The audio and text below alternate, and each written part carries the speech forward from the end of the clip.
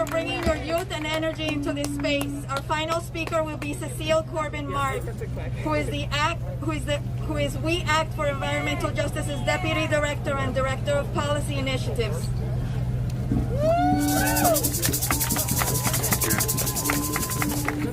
How are you doing today? Okay, do you guys need some coffee over here? Let's try that again. How are you doing today? Are you here and ready to fight for justice? Are you here and ready to fight for climate justice? And are you here and ready to fight also for racial justice? Thank you. So, let me just say a couple of things. I, like the last speaker, I'm going to keep this a little bit brief. Climate justice is racial justice.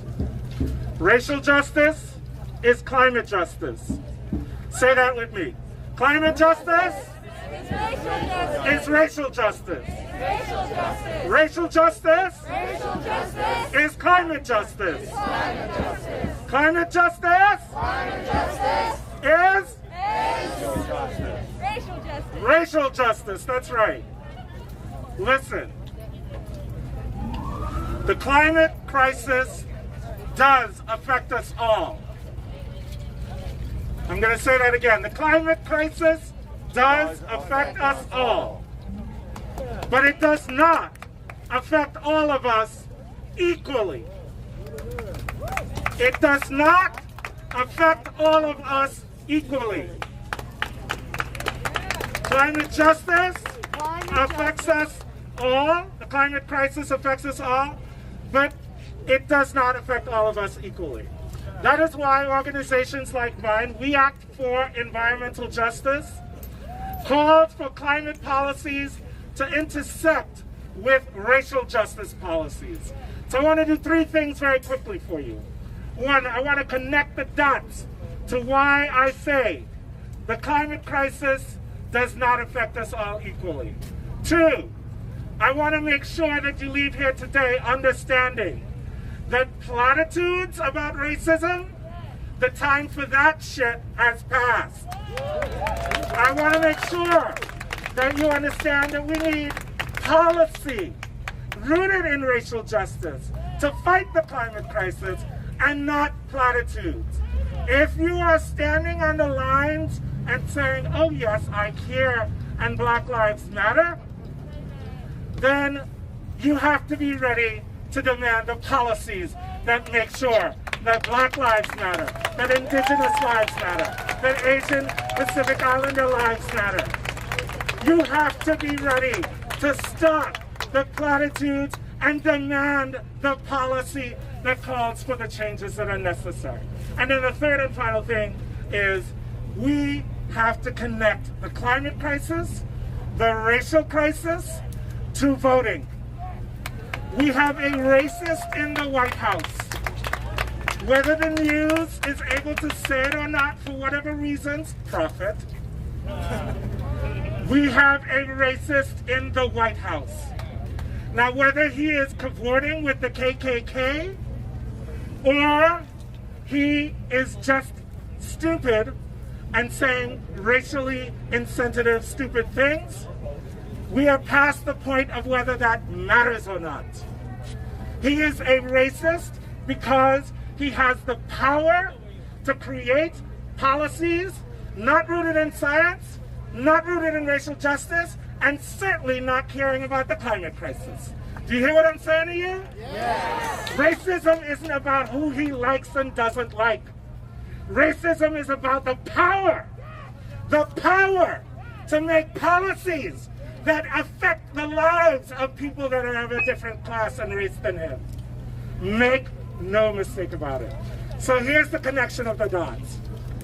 The connection of the dots. Summer, July 2018, July 2019.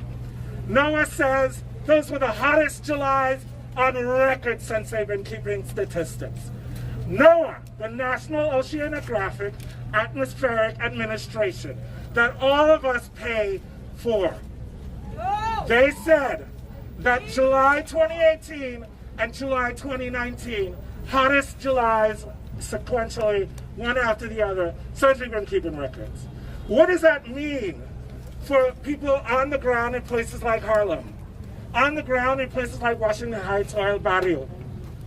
It means that the most significant public health threat of the climate crisis, the one that we are feeling right now, is the extreme heat that leads to heat stroke and heat death.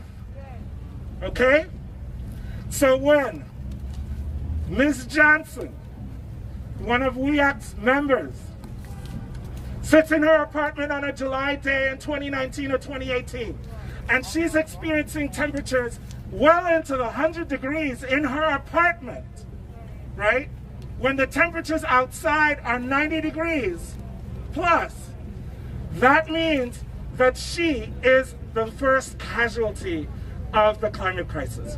And that her inability to pay for air conditioning and to keep it running as long as it's necessary to keep her cool, that's how the climate crisis affects us differently. She is differently impacted by the climate crisis than my brother or sister, God bless them, whoever they are, white, wealthy, and on the Upper East Side. Why? Because they can sit in their houses cool, comfortable, collected of mind, and clear, whereas she is not. So that's how you connect the dots. The climate crisis is impacting us differently.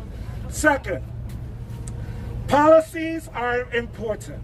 We need policies that uproot the issues of racial histories where segregation created different kinds of housing, different quality of housing for lower income people and for people of color. There is a thing where if you have your electricity bill, yes, we may be all paying the same per kilowatt hour rate, but because the leaky, unmaintained, badly restored house in Harlem is leaking when it needs to be sealed properly, all the energy that is put into it, that household is burning more energy, whether it's to keep themselves warm in the winter or not. And so that requires policies that uproot the racial histories of redlining and segregation and lack of quality housing in communities of color. We cannot fight the climate crisis without fighting those solutions as well.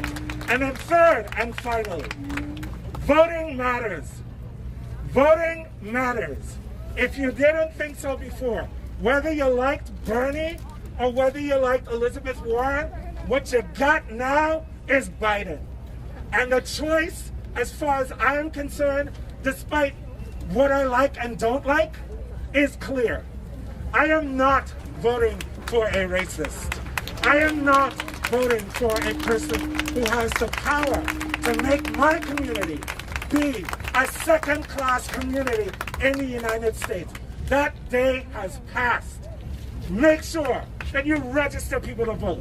Make sure you vote early. On the day of the election, if you are young and healthy and strong, go and volunteer to work in the polls. Go and make sure that no citizen is turned away or intimidated by what is going on. Make sure that we exercise and build the civic muscle to make sure that our democracy works for us and not for a Donald J. Trump. Thank you.